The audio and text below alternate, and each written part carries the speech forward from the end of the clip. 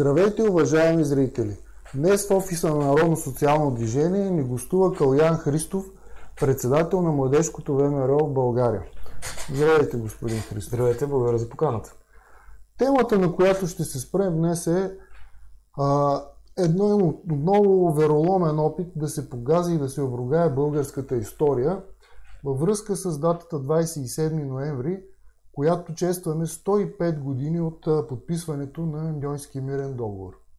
На тази дата отново е поставена пиесата "Оръжията и хората" в Народния театър. Разкажете малко повече за вас и какво вие мислите да направите по този повод.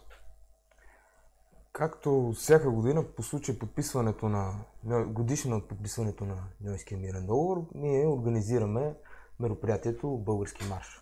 Датата 27 ноември, преди подписването на Ньойския договор 1919 година, всъщност малко хора знаят, е бил денят на българските военни победи и на българската бойна слава, който е избран след Сръбско-българската война 85-та и тогава е бил като празник на българската армия. След което това е една черна дата, след подписването на... Той по съществото си не е договор, той е диктат, защото той диктува на България огромни репарации, които са непосилни за тогавашната икономика на нашата страна, и откъсва жива път от нашето отечество, което е западните български покрайнини, включващи Царибродско и Босилеградско, Струмишко, Кулско, откъсва Западна Тракия, което е изводът на България на Бяло море. Ние се противопоставяме против тази несправедливост, наложена от великите сили на България.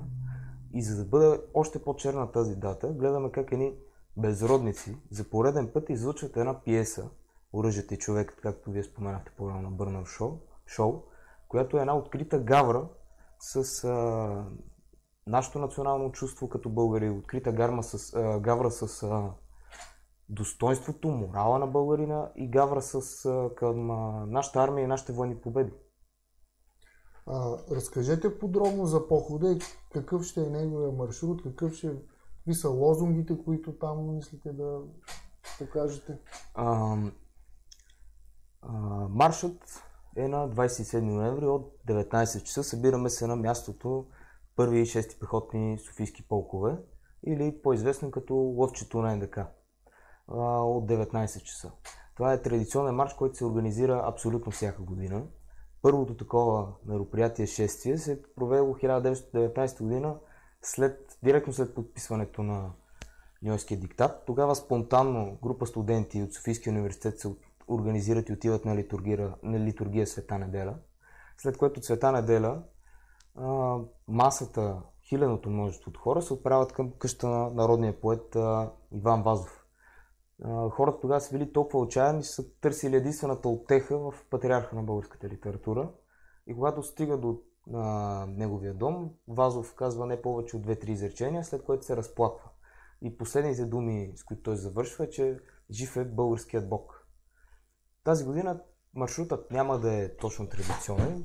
От мемориала на 1 и 6 пехотни полкове ще продължим по Витошка, ще минем през Света неделя, ще минем през Народния театър Иван Вазов, където също ще споменем отново за гаврата, която се случва в Народния театър, която се случва с нашите пари като български данъкоплатци и се случва в Народния театър, който трябва да бъде народен и да изразява идеите на народа и да подбужда самочувствие от българина, което не прави тази пиеса. След което ще продължим и ще приключим на паметника на незнайния войн, където ще поднесем венци и цветя. В предварителния разговор казахте, че имате нещо като по-различна информация или гледна точка за пиесата. Може ли да споделите и на нашите зрители какво е? Първият ден на прожекцията, 7 ноември, което пак е една открита гавра, защото 7 ноември пък е битката при Сливница, когато българската армия смазва сръбската и ние побеждаваме сърбите, след което напредваме към Пирот. И това са най-важните дни в тази война, с които ние печелим самото сражение и защитаваме съединението. Отново на тази дата беше първото представление на тази пиеса, на тази гавра срещу България. Но защо тя е гавра? В нея се говори, тя е писана от Бърнал Шоу, който по убеждение е сталинист. Даже има открити записи живи, в които той разказва как по принцип хората, които са недъгави, които имат някакви проблеми, всички трябва да умрат. Той открито като цяло мрази обществото и хората. Той дори, пишейки тази пиеса, той не е запознат каква е ситуацията в България. Но гаврата в тази пиеса, за съжаление, която не се разбира от множеството хора заради липсата на критично мислене, е, че тя подсъзнателно влияе на човека. Там се забелязваха някои много тънки моменти, как, видите ли, едва ли не, ние печелим битката при Сливница, защото на сърбите им били донесли грешен калибър патрони за картечниците и ние случайно минаваме напред и ги превземаме всички позиции. Това е открита гавра с българската армия. Държението на български майор, български офицер, пак беше гавра с армията. Ако някой в Народния театър си беше направил труда да прочете, например, Борис Дрангов, първия военен педагог, какво пише той за това как се държи един офицер. Ако си бяха направили малко труда да погледнат какво означава да бъдеш офицер по времето на царство България, защото един офицер като влезе в трамвая, той няма право да седне, той няма право да държи куфар. Него хората го поздравяват, него го уважават, той е примерът за обществото, той е лицето на нацията.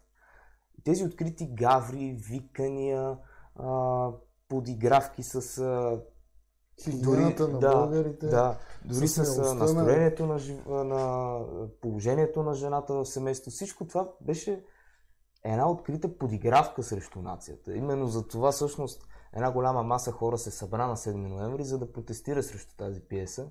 И както после изкараха всичките тези добри хора, които са излезли за да изразят своята позиция, като лумпени, ганевци, неграмотни и така нататък,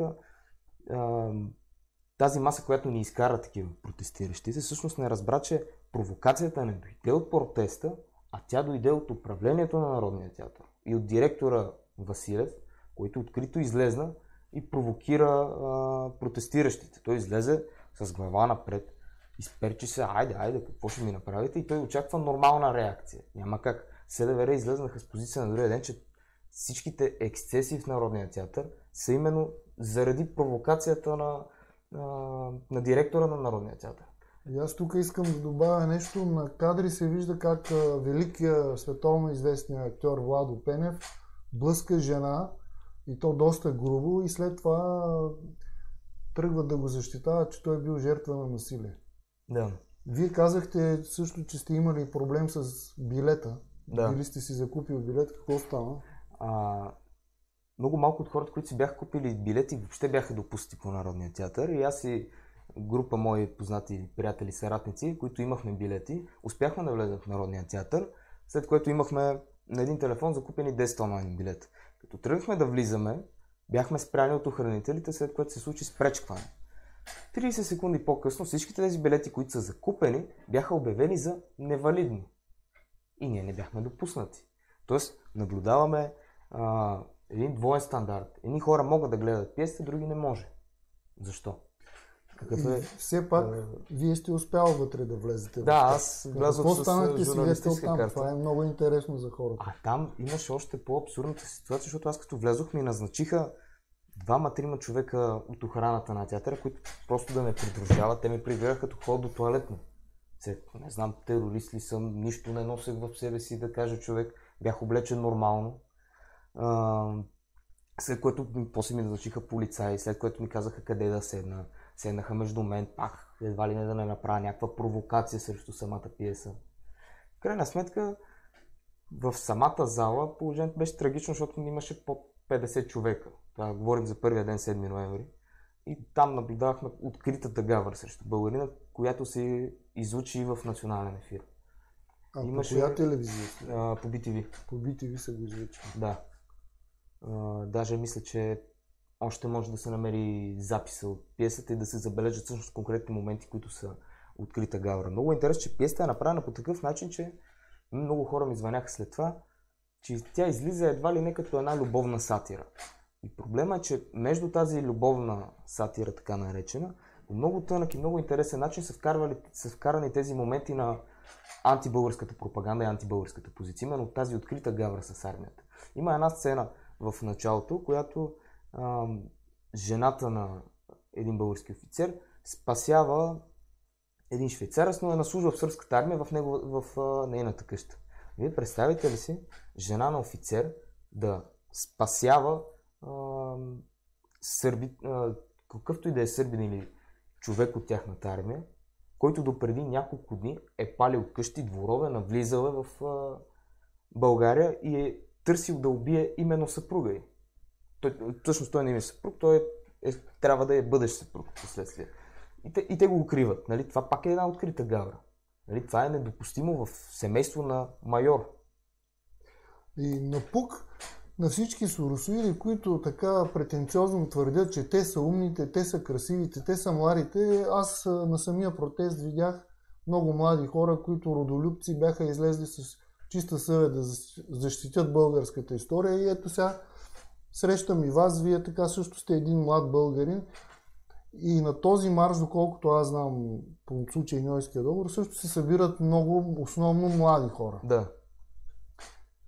Какво вие мога да кажете така като председател на ВМРО към едно послание към тя соросоидна прослойка в България? Така, какво мога да им кажете?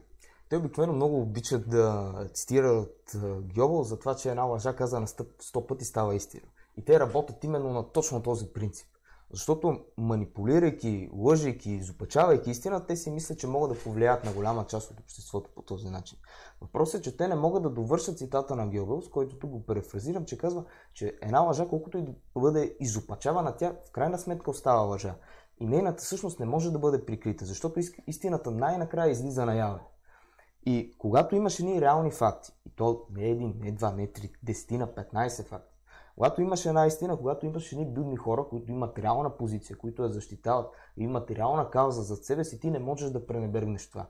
Така че колкото и да се опитват, ние отново ще се противопоставяме и няма да се откажем, защото България е нашата родина и когато нашата национална чест и достоинство биват застрашавани, ние отново ще излезем на протест и по всеки един начин ще покажем и ще защитим нашата национална чест. Именно затова и организираме и български марш, разбира се. Защото български марш е събитие именно за това ние да покажем на соросоидите, ние да покажем на враговете на Отечеството, че ние сме българи, че ние имаме чест, ние имаме национално самосъзнание като такива. Ние имаме идеали. Тези идеали са написани още от Раковски, от Левски, Бенковски и няма по нито един начин да спрем да браним тези идеали. Защото именно заради тези идеали и заради тези хора, които са стояли за тях, България е жива, България се е освободила и България се е борила за това да съществува като нормална европейска страна. Да припомним още веднъж тогава часа, датата и мястото на похода. Събираме се на 27 ноември, 19 часа на мемориала на 1 и 6 пехотни софийски полкове за български марш, не на несправедливия по съществото си Ньойския диктат, стоп на репресиите над българите в все още поробените наши територии, да живее целокупна България. И няколко думи може би за самия договор. Вие казахте в началото, но там за българската армия. Как е засегната тя от този договор? Като цяло след подписването на договора, пак повтарям, той по съществото си не е договор, той е диктат.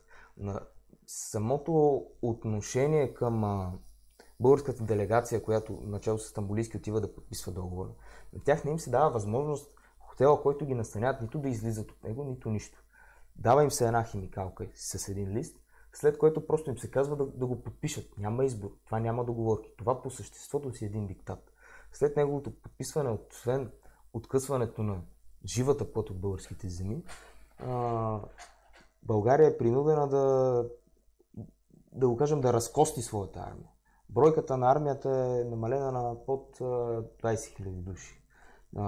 България е принудена да плаща репарации от 2,25 милиарда златни франка, които са непосилни за българската икономика. Ако си направим математическата сметка, дори процентно, спрямо какви репарации трябва да изплати Германската империя, тогава бившата Германска империя и България, това, което ние изплащаме, процентно се отразява по-тежко на нашата икономика. Другата ключова част от Ньойския диктат е, че след него отново преживяваме крах и разочарование на националния идеал. Обществото се демотивира, като цяло губи вяра, губи път, губи посоката на неговото развитие за доста голям период от време. Така че ефектът, освен на финансов, морален и психологически. Може да кажем, че настъпва една национална катастрофа за България и въобще за българския народ. И 105 години след тази черна дата, отново едни външни агенти на чуждо влияние се опитват да ни напомнят, че ние трябва да сме смачкани, трябва да сме на земята и България да е държава равна като колония. Да. Отново към всичките тези хора, които вярват в това, че ние сме някаква втора ръка хора и ние сме длъжни да слушаме някого, да изпълняваме и да приемем факта, че едно потупване по рамото, едно усмивка, едно браво за това, че си предаваме на националния интерес, няма да стане. Няма да стане. Ние няма да го позволим. Няма да забравим нашето минало. Защото нашето минало, нашата история е това, което сме ние днес. Заради нашето минало ние сме такива днес, като народ. Всеки народ има своята история, всеки народ има различен менталитет, изграден на основа на това какво е преживял. Именно всичките тези, които се опитват да ни променят, няма да успеят. Защото когато имаме една силно вярваща нация в едни ясни приоритети, които са защита на своята собствена нация, които са вяра в това самата нация да просперира, да се развива и да гони своите национални цели, а ние имаме такива национални цели. Те са разчертани още от Левски, Раковски, Ботев и са продължени после от дейци като Делчев, Груев, Тодор Александров и Иван Михайлов. Ние няма да се предадем и няма да спрем, защото имаме нашата история за себе си. Имаме стотиците хиляди българи, които умряха в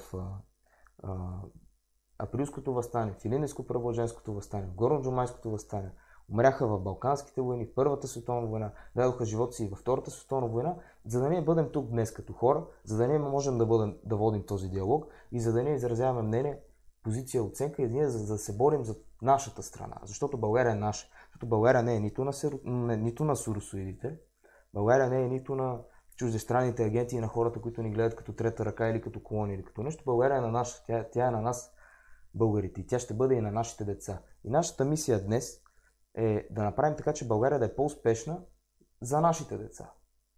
И съответно те за следващите поколения. Това е нашата мисия и за това ние ще продължаваме тази борба. И затова тази пиеса е недопустимо да бъде напускана в Народния театър и затова ние правим и организираме всяка година български марш. Благодаря ви много. На гости беше Калоян Христов. Има надежда за България с такива млади хора. До нови срещи!